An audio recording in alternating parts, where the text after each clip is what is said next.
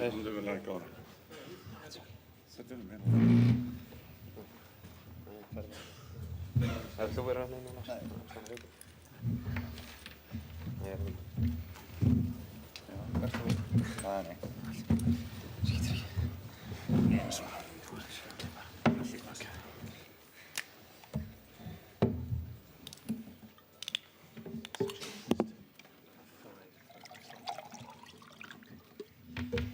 Well, good evening, everybody. Welcome back to Stade de France for the press conference in advance of tomorrow's quarter-final between France and Iceland. Delighted to welcome to the top table, from left to right with me, Heimir Hallgrímsson, coach of Iceland, Aron Gunnarsson, team captain, Lars Lagerbäck, also the coach of Iceland, and Omar Smárason, the team press officer. The coach of Iceland. Did I say the wrong thing? No, I beg your pardon. Anyway, if we can start with the questions down at the front here from the Icelandic media.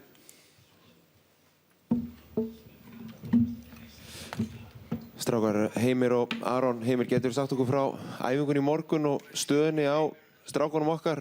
Aron, það var eitthvað að tala um að þú eitthvað tæpur í baki, getur eitthvað sagt okkur frá hvernig þú og staðan á þér fyrir stórleikinn á morgun? Já, ég góður. Ég æfði í gær og í morgun og bara, já, get ekki beðið til leiknum á morgun. Það er eina sem ég get sagt þetta og allir aðrir tóku þátt í æfingunni og þannig að það eru allir fitt og klárir.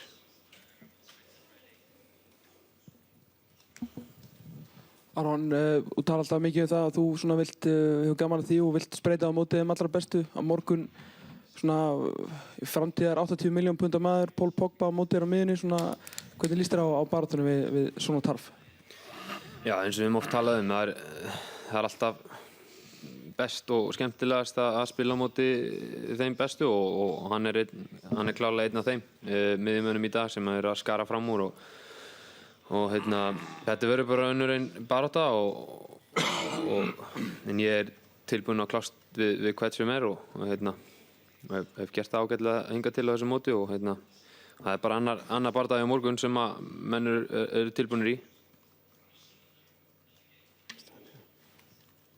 Swedish television, Therese. A question for Lars. After the victory against England, everyone was running around cheering, except you. You were much more calmer. Could you explain what went through your mind and also explain that calm coaching style of yours? Now, of course, when you're winning games like that, I think I answered that question many times. I mean, you feel a joy going through your body all the time. I mean, it's difficult to describe it, but it's absolutely. I could describe it maybe in comparing with something else, but I don't know if I should do it here. And it was a long time ago. Anyway. Now I forgot the second. Why I am so calm? Yeah, I think I learned when I started as a coach that the more you put your feelings into the game and go around and things like that, you lost concentration and you're not as clear when you're looking at the game. So I think I learned that through the years to try to keep myself as focused and concentrated as possible. And it's so difficult to communicate with the players also. I mean, you, as a coach, in my opinion, you do at least 90% of your job before the game. Then you have to trust the players to do it. We can influence the game so little in football if you compare with other team sports. Hello, Mr. Lagerbäck, Lars. As the colleagues told you, Lars, you're a very experienced coach, not only here at Iceland. Please, the Icelandic team showed this deadly precision in front of the goal, especially we've seen it against England, but also in other games. How can you bring that to the team, or was it just there? A coincidence, you mean? No, the effective. You know what I mean. Yeah, I know what you mean.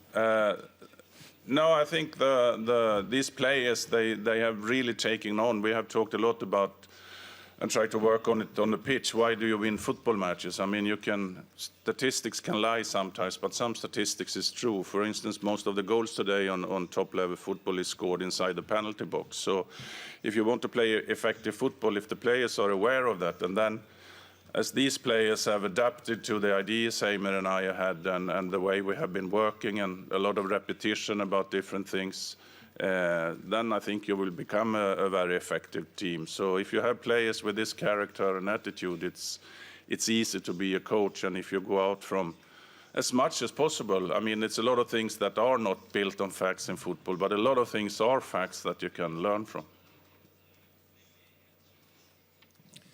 Aaron, you know Wales pretty well because of Cardiff City. Are you inspired at all by the fact that last night they reached the semi-finals when, a bit like Iceland, they arrived at the tournament and most people thought they would never get this far? So are you kind of inspired by a nation that you know well? Yeah, of course. I mean, like we knew before the tournament, they were not favoured to reach that far, and we weren't either. So. It's a joy to watch, and I think Wales are a force to be reckoned with. They've got a good squad, good players, and a tough togetherness. And I think they're showing a great attitude and desire to win football matches, and it's something that we can definitely learn from. And I think we are quite similar to them, especially in that direction.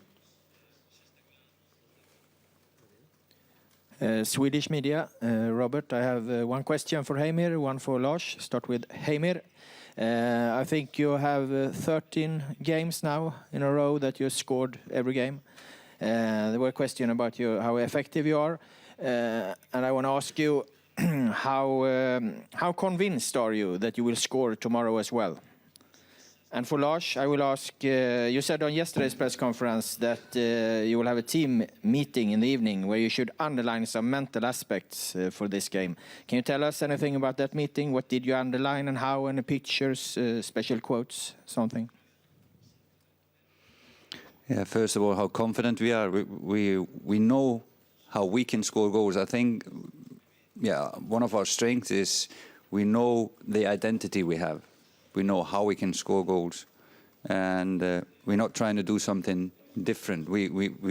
I think everybody who is watching football have analysed Iceland, and it's no science in it. It's simple football, and we know how we can score goals, and that is what have given us all the goals. So that's why we are confident, and that's why we're doing it game in and game out. So hopefully we'll continue that tomorrow. Regarding the team meeting yesterday, it was a rather calm one. I think we have reloaded rather well, and it felt rather good what I and Heimir could read out from it. So it wasn't that many special things. I had the last team meetings tried to build a picture, one PowerPoint picture, just with a little bit things around.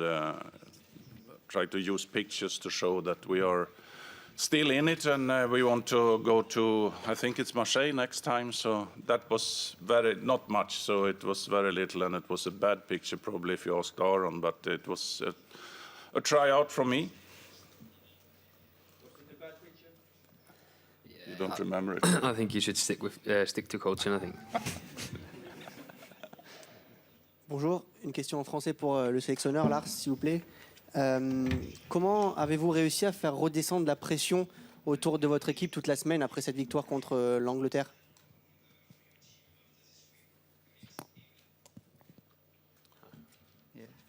It wasn't that difficult, as we said earlier at the press conference. When Heimir and I talked, we changed the first team meeting a little bit just to remind them that even if we had a really great win for Iceland against England, that we are not at all or finishing the tournament, so to speak. So we just changed it and reminded them a little bit about we have gone through 4 really good games, but we still have a 5th game coming up. So it was just try to keep the feet on the ground as much as possible. So we had a little talk about that and find some details we could use to provoke them a little bit that probably, I hope, helped a little bit anyway, that they realize we are here as footballers and we shall always be 100% professionals. Hi, Rob Harris from Associated Press. One quick one first of all. What were the pictures of on your PowerPoint? It's a road that has two directions. One is going home and one is going towards Marseille. Okay. And the more detailed question, you're very unusual in the fact you have joint coaches. Just what does that dynamic bring? Is Iceland's success because of the joint coaches? Who has the final say in the big team talk? And Aaron, as a player, how does it work for the players? Who do you go to? If you've got an issue, do you always go and see both together? Just how does it work having joint coaches? You want me to answer? Yeah, as I said before, for me, I worked like this before. For me, it's more a formality. I mean, we didn't change almost anything, Heimir and I, how we worked when we started the first 2 years. So for me, I mean, it's so important that you have a staff around you and also that you really have an open dialogue with the coaches in the staff. I think you can use such a cliche like four eyes see more. And I mean, that we try to work really equal is also extra important for me, as I haven't been lazy and haven't learned the language, so I don't get all the informal talk. So Heimir is, from that perspective, also very important. But as I said, for me, it's a formality. It's the staff together with the players that doing the job. Player point of view is, you can go to them both and obviously speak to them. They know exactly what they're doing, because the experience from that guy has helped us a lot, and the more maybe technical computer stuff has come from him, obviously, and I think they blend in really nicely together, and we all know that it's a shame that one of them is going away, but I think the other one is more than capable of taking over, and because he's learned a lot from the experience the other guy has. But it's worked, and it's been brilliant. Hello, question in French for both coaches. Qu'est-ce que l'équipe d'Islande a que l'équipe de France n'a pas?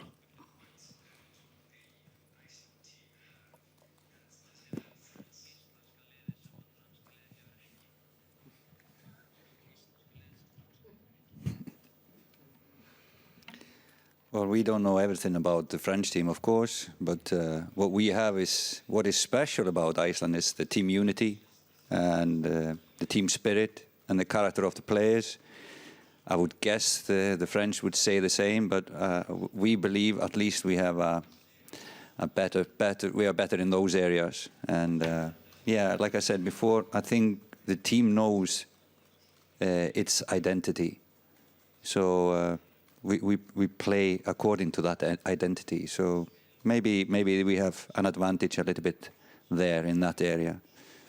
But of course, like you know, all the French players are playing the best teams in the world, and probably the individual qualities of the French players is higher than the Icelandic ones. And we acknowledge that. That's no question. But our team can be superior to the French, even though they had better individuals.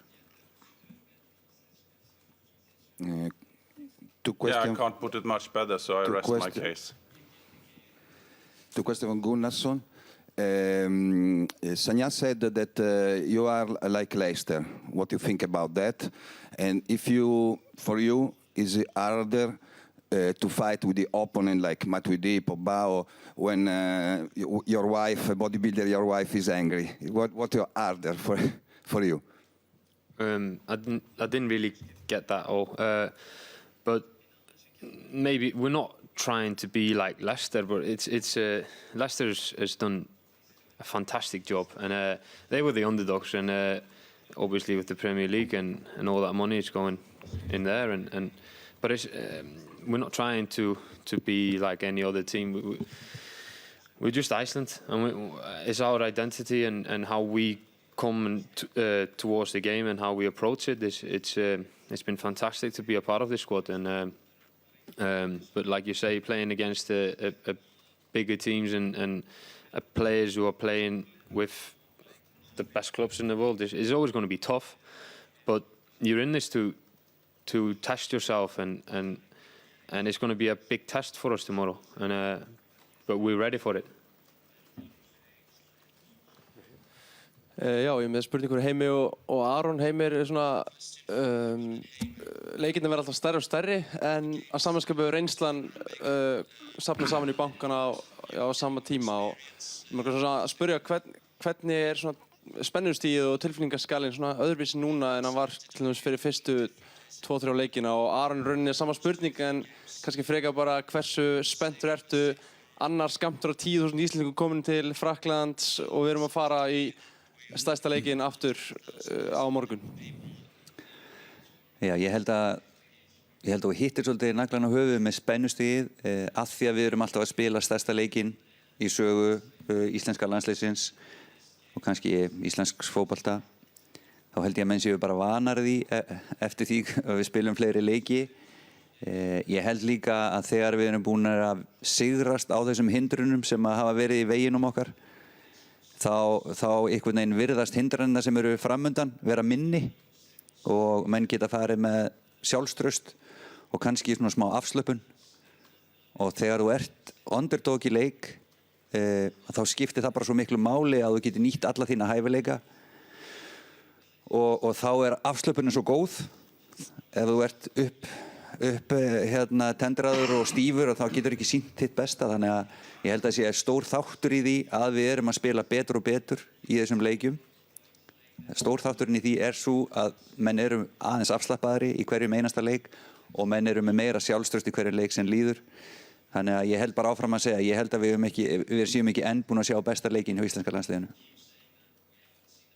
Já, ég verði að vera sammála með þessu. Maður finnur fyrir svona þú veist, maður er að taka inn þessa reynslu og manni líður betur og betur eftir hverju leik, það er bara eiginlega ótrúlegt sko, þó að leikinni verða stærri og stærri þá er einhvern veginn, þú veist, pressan er eiginlega ekkert á okkur og við getum nálgast þessa leiki kannski aðeins afslappaðir og heldur en hinir. Að fá þessi áhorfendur út, íslenskir áhorfendur hafa náttúrulega verið sko frábærir og að eyða þessum peningi í það að koma út og styðja við okkur kunnum við metta og þetta er okkar heiður og við sýnum það náttúrulega bara inn á vellinum og við erum að berjast fyrir alla Íslendinga. Yeah, a question to Mr. Lagerbäck from Aftenposten, Norway. You have a lot of players who, in your squad who played in the Scandinavian leagues and are used to opponents on a quite different level than what you're meeting here in this tournament. How do you work with them mentally and psychologically to prepare them and to equalize that big difference? No, I think it's a process when you come in as a coach. I mean, we start talking about why do you win football matches. That's been one of the headlines. I mean, when you talk to players, everybody who plays on this level want to win. But we have put a lot of emphasis into why do you win football matches. So I think that is the mental part that we build it on, and we try to put in a lot of different things on and off the pitch about why do you win football matches. So that has been ongoing all the time, a lot of repetition. But I also think if a team is well organized, they know what to do, then I think you also build up the confidence among the players. That's my experience through the years anyway, that a well organized team is normally rather confident, and especially that they very, very seldom fell through, because if they have some basics to stand on and how to cooperate on the pitch, both defensively and in the attacking part, I think you also help them with the mental part of the game. Hi, Grégoire Fleureau for l'équipe. I want a question for Lars and Heimir. I wanted to know, now that you have analyzed the French game quite well, what is the best strategy, in your opinion, against France? To push higher up or to sit back more? So you're basically asking how we're going to play against the French? Exactly. It's a good question. No, we have analyzed them, of course, and they have a lot of threats. If we drop too back, they drop too deep. If we drop too deep, they have guys who can shoot from outside. So we cannot do that. If we go too high, they have really quick players with individual skills that can go behind us. So I would say we were going to be somewhere there in between so much. Hemir, could I ask you, as the coach who is from Iceland, to perhaps say a few words to sum up the enormity of what it is you have achieved, to play in the quarter-final of Euro 2016? It's very hard. It's very hard for us to analyze it now, and I think it's best for us to keep ourselves on the ground until after the final game, before we try to sum up what we've achieved. Then we'll be forgetting what we should be focusing on. That's our next game.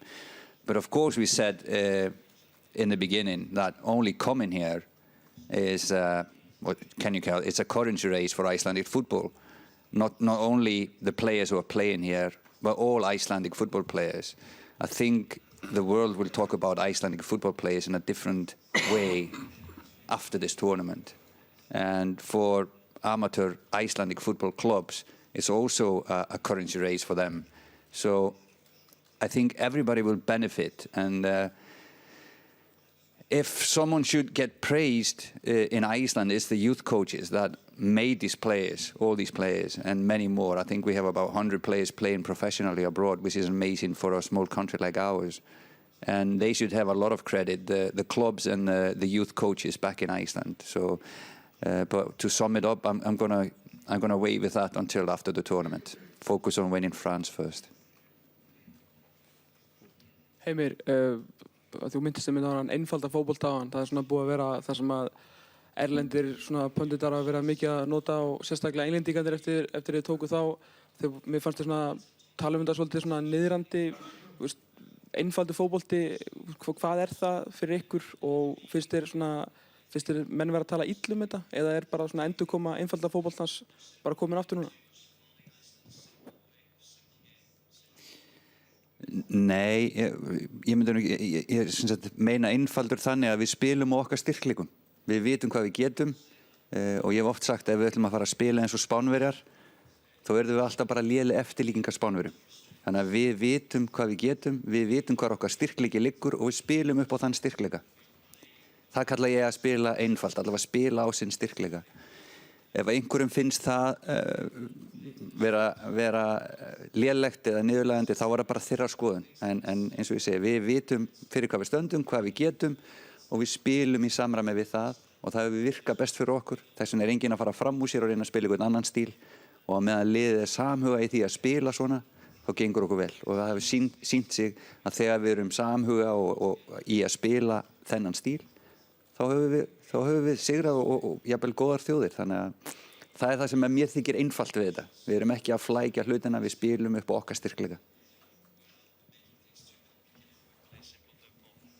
Can I say another thing there? I mean, it's important now with translation, I think, with what you call simple.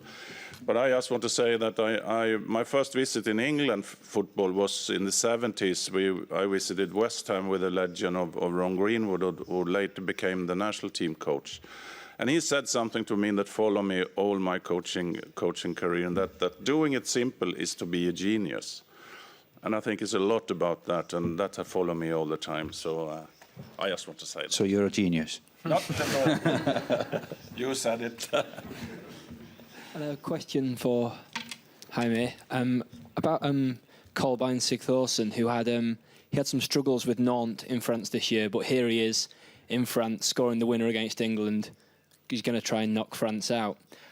Why do you think he struggled in Ligue 1, and what is it about this Iceland squad that brings out the best in him? Yeah, it's just like we said, Kolbeinn has been fantastic, not only here in the finals, but throughout the last 3-4 years for us. So he's done amazing things. And we're playing to his strength. I think that is the key. We're playing to his strengths. So we are playing a style that suits him, and that's why he is in the team, of course. So I think it sums up the answer, I think, for this question. Don't need to complicate that either. David from Swedish TV. I got 2 questions. One for Aron, being the team captain, and let's go back to the mental part of the group and the game. Everybody talk about the physical part, but mentally, knowing that you must perform at 100% to win, and you spin that that focus on you throughout the whole tournament. Is it difficult to reload? And your part in that as a team captain, do you have a special role to motivate other players to perform at top level?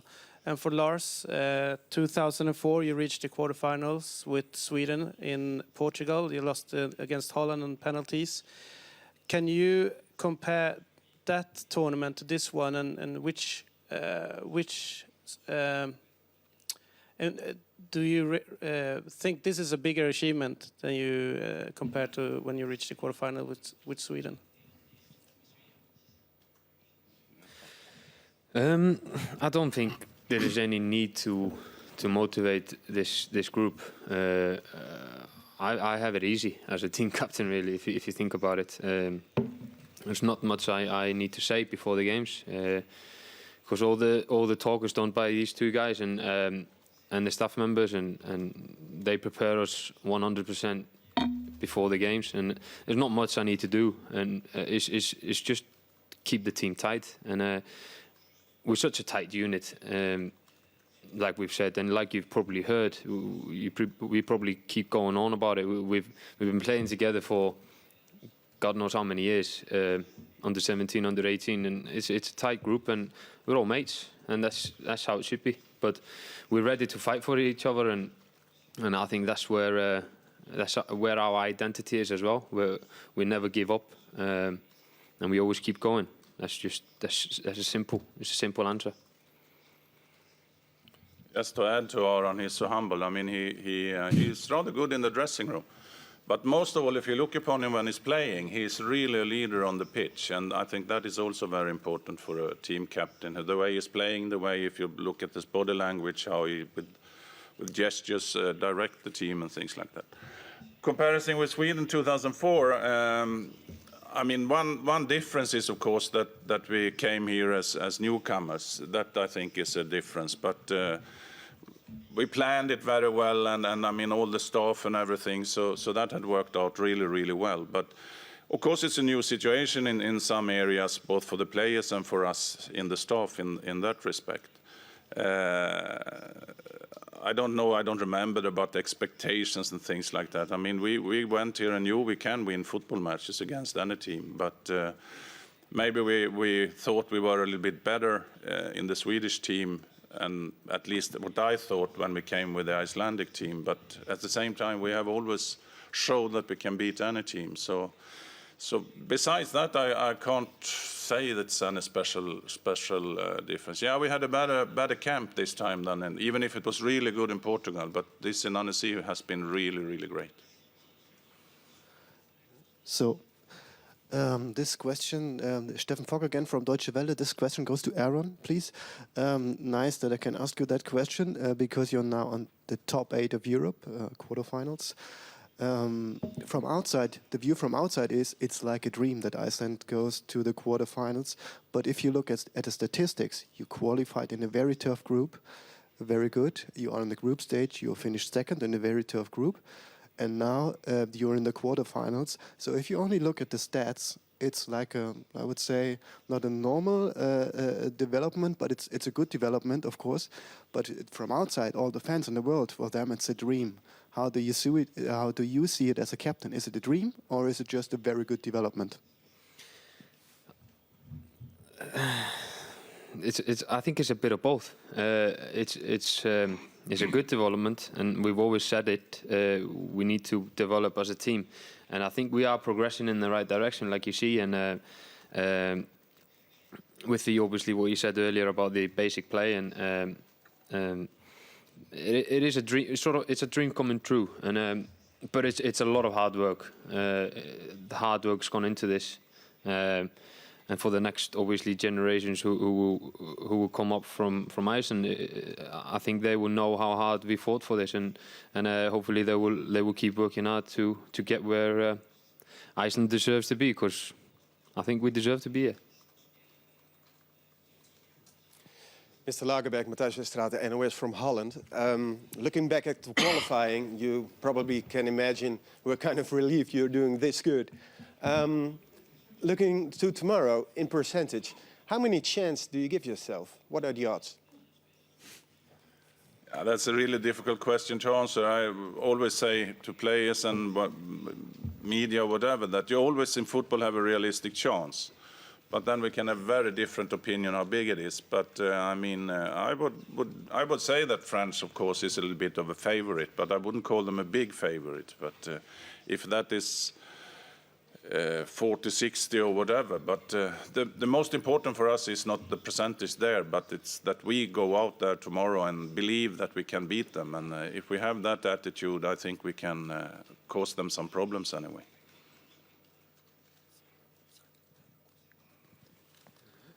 Question for Lars. Before the tournament, there was a talk from experts, a pundit, how you call it, that the 4-4-2 system is a little bit old-fashioned. Are you satisfied that you showed the world that this system works really that well? And were there any development tactically that you were surprised by in this tournament? Oh, no surprises tactically I can't find. I mean, I think it's important the basic way you are playing. If you put it into figures, of course, that is in a way important. But I mean, you can play different systems, 4-4-2 or whatever, in different ways. And I mean, we are not a strict 4-4-2 team, in my opinion. It depends a little bit how strong the opponent is. It depends a little bit how we want to start defending and the way we are defending. We have two rather big differences how we're defending. So I think it's not locked to a strict 4-4-2, but you probably see it rather well when we are defending, even if you could call it a 4-4-1-1 maybe also. But I mean, I don't know what old-fashioned football is. I mean, for me, it's finding the best way of playing and use the, as Heimer said before about Kolbein, for instance, that finding the best roles for the players. So I'm not locked by anything, but it's an interesting discussion. But I don't know if we have time for it now. But if you look upon individual skills, the higher individual skills you have, the more flexibility you can have as a coach. So that's maybe a part of the answer also. Question for Lars and Aron. You have 9 yellow cards going into this game. What is your thoughts about that? Yeah, I'm not satisfied at all. It's too many.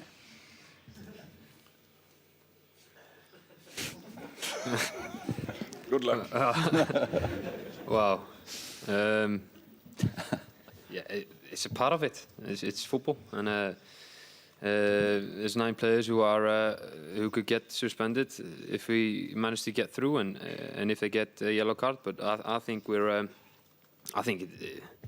he answered it. I think he doesn't like the yellow cards, and he does talk about them a lot. Last 2 questions at the back, and then here. Bonjour, question pour la télévision française. Vous avez l'air très confiant pour la fin du tournoi. Est-ce que vous êtes convaincu que vous pouvez aller au bout et gagner cet euro?